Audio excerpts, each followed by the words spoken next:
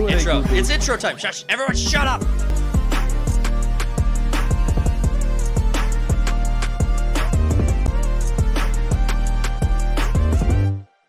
All right, the article, original Blade writer baffled that Marvel can't crack film given it is a relatively simple story. Before we jump into the article and dig a little deeper, Cody, what's your take on the topic? What do you think about, like...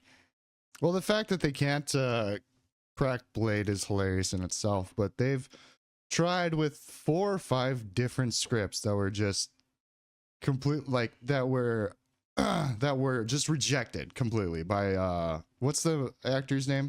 So it's Marshall Ali. Yeah. And I like him. I think he's not a terrible actor. Some of his work is just cringy, but yeah, he's a good actor that has some shitty projects in his filmography. But it's not like he can't. It's not like he can't act or can't do a good job. And actually, he does look the part. He looks pretty good as Blade. Yeah, he's black. Well, that's not all you need. I mean, anyone can be Blade now, okay, Cody. Okay. Gingers could be Blade. No, that would be replaced. Dude, he steals your soul. Dude, that'd be a great Ghost Rider then.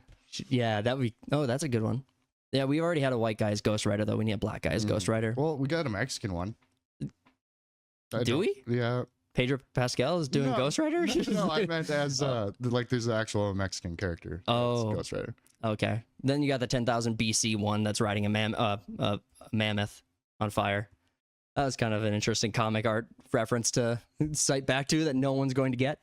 But so Blade, yeah, they had the 5 scripts. They've had multiple years of production failures. They've had different writers come in. They've swapped out directors. The only consistent in this entire thing has been Marshall Ali. Yeah, but now he's out because they can't figure it out. He's still in it. Is he? So the idea for him to leave is, I mean, what has he had to do? It's not like he has a place to show up for 9 to 5 until the project dies, right? Yeah, but I think he just gave up on Marvel and's like, fuck this, I'm gonna go do something. Well, and he can. He's got years before this will ever be a thing. But yeah, the movie itself shouldn't be hard. Blade is a relatively straightforward character. I mean, you got a dude killing vampires. Yeah, you should be able to do something with that. Should be able to. I mean, even Hugh Jackman got an amazing role killing vampires. And I would say that movie narratively was very starved. The hell movie is that? Van Helsing. Oh, shit. The early Van Helsing. It's got Ian McGregor in it. No. Yeah, he's the monk. No, that's David something. He plays Faramir. Oh, maybe I'm 100% right on this. I mean, you would know better. You would know better than I would, but I was pretty sure I had that right. But no. All right, I'm wrong. I've been wrong before. All right, let's keep. I mean, it's not a deep story. It's not deep, man. Blade shouldn't be hard. But what? I mean, you don't want to hear what we have to say on it. Let's hear what these guys, what the original writer of the Blade movie from 1998 said. So we got David Goyer. I might have to zoom in for you guys a little. Oh, I didn't realize he wrote it. Let me just make that a little easier for you guys to follow along with at home. So David Goyer, the writer from for the first Blade film back in 1998, shared that he doesn't know why Marvel can't crack film, given that it is a relatively simple story. Speaking to Josh Horowitz, very, very Jewish name. I'm sorry. Well, if you had to guess, if gun to your head, you pull a name out of a hat, right? It's like speaking to Josh Horowitz as part of the 20th anniversary special for Batman Begins. Horowitz brought up Blade at the end of the conversation, saying, "We were talking about Blade a couple years back, but this is like the most plagued production. I don't know why they can't crack this." So, couple things there. Batman Begins. I totally spaced that it was the 20-year anniversary of that movie. Because Batman Begins, you're talking the Christopher Nolan trilogy. You're talking, this is what started the guy who played Joffrey in Game of Thrones' career. Yep, he was in it. Yep. So if you know Joffrey from Game of Thrones, the unlikable king, child king, Christian Bale was just kicking ass in that trilogy, just being awesome. And it's been 20 years. And they did villains right in that trilogy, too. I mean, whether you had Scarecrow, Bane, or the Joker, best villain set of any. Some people don't like Tom Hardy's Bane. I didn't like the voice at first, but it grew on me. Yeah, it grew. It became its own meme, basically. Yeah. So, but 20 years later, fucking Heath Ledger was, I think, 28. That sounds really, really young. Older than the Joker. Does that sound right?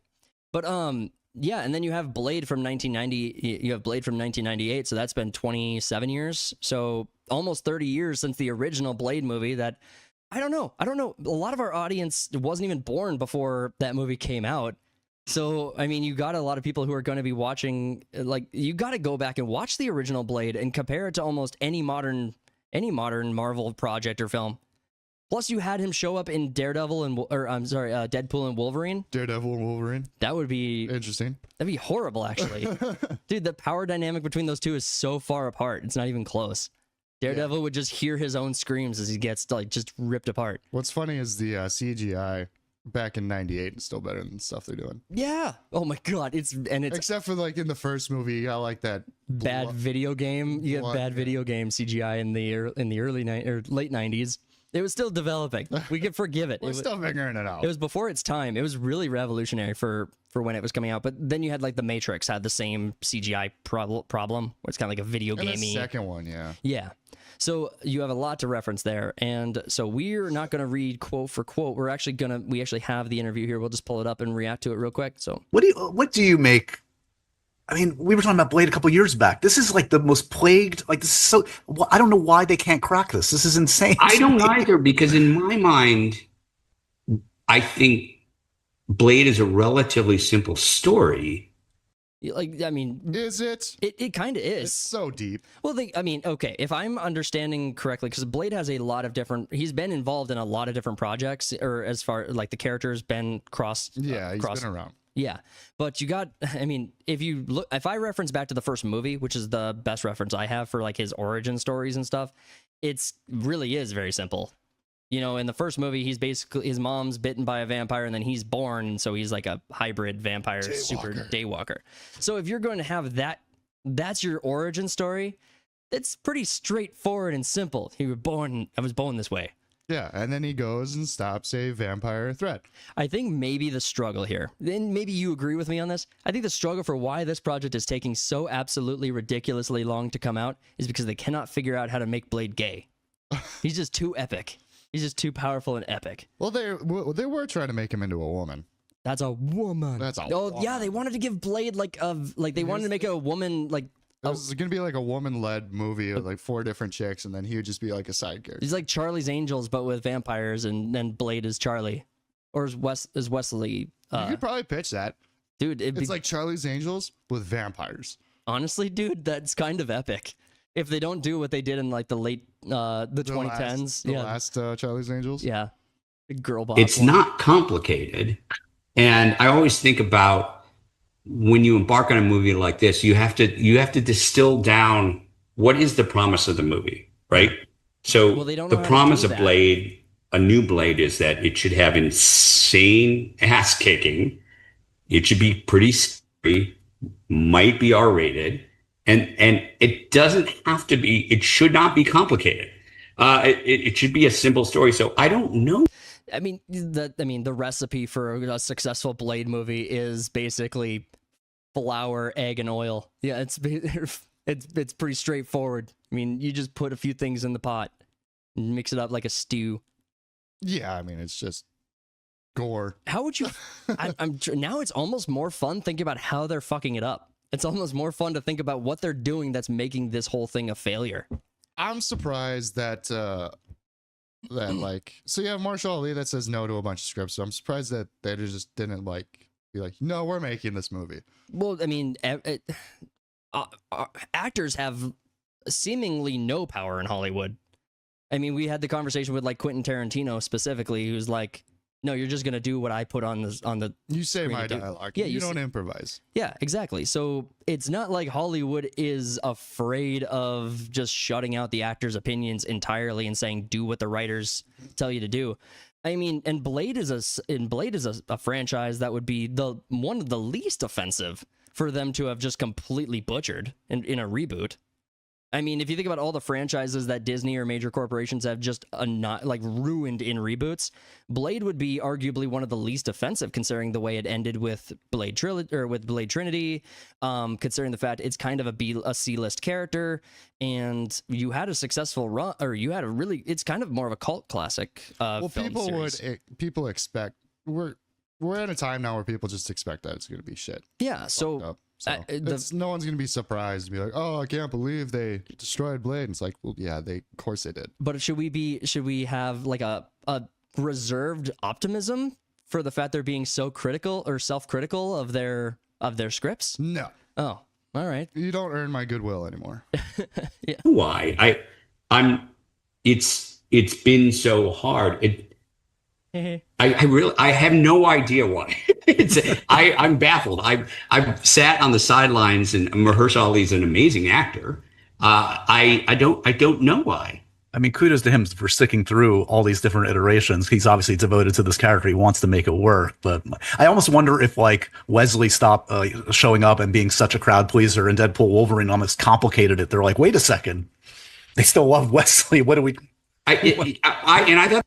I don't know how that would complicate it because they don't care what the fandom says. They usually reject it like outright. I mean, I think Gambit coming in is sort of like the most. I think that's probably one of the most concessions they've ever made, and I think that like Well, I Channing mean, Tatum- they really go off of reaction and stuff. Like the only thing they learned from Spider-Man No Way Home is just cameos work. fair. Well, and then Daredevil or wow, Deadpool and Wolverine. I really want to say Daredevil a lot. I guess you do. Deadpool and Wolverine. But yeah, that's the only thing that they know how to do is just cameo, or put a chicken and make it lame and gay. Oh man, that's their bread and butter. That's bread and butter, man. That's all they know. That's all they know. But Deadpool. Okay, so Wesley Snipes showing up in Deadpool and Wolverine. Do you think that, to his point, that actually threw them off? Do you think that weighed in at all? I don't. I don't buy that I think Wesley Snipes showing up in Deadpool and Wolverine was epic. I loved it. I didn't see it coming. And so when it happened, and then the explanation after, like the post-movie interviews where you had Wesley Snipes being like, I got the call from Ryan Reynolds, and they have like this kind of like friendship where they just like say shit to each other. They just shit on each other. And I loved their chemistry going back to when he was Hannibal Caine in Blade Trinity. Right. So, I mean... Yeah, I keep forgetting that they've known each other for like 20 some odd years. Yeah, exactly. So, I mean... my point was that reacting to his point about Wesley Snipes coming in and throwing a curveball, you said that they react to what the audience says. I don't know that I'm on board with that. Wesley Snipes can't possibly have been a factor in confusing them. They don't react to what the audience says. Like, all right, this did gangbusters in the box office. So they take away like really dumb things from why it was. Oh, so they take away the wrong message. Yeah. Yep. They learned the wrong lesson. Yeah. So cameo abound. Mm-hmm. So Blade, maybe they just can't get anyone to cameo in it. Well, he said there's only ever gonna be one Blade, and what Blade says is true. Yeah. He's like God of the universe. You had Marvel Jesus, and then you have Marvel God with Blade. Wesley Snipes said it, so we can't do another Blade. Okay, let me ask you this: how would you receive you could choose the director, you could choose the writer, you could choose the studio, and you don't have to pick now. But if you had the options for those three things, and even the executive producer, however you wanted to choose it, but you had the total control of those four roles, and you could have a Wesley Snipes production come back, would you want it? You have complete control over who you put in charge of the project, and Yeah, sure, money's a non-factor. You can make an old man Blade. That'd be cool. He was pretty cool in Deadpool and Wolverine. Right. Daredevil and Wolverine. It's pretty, Daredevil and Wolverine. I don't know. I wonder if there is a reaction. Or you could do both because they're so into the multiverse stuff. You could just have an old man Wesley Snipes and a young man Wesley Snipes. yeah. Marshall Ali. Blade. You just have both Blades.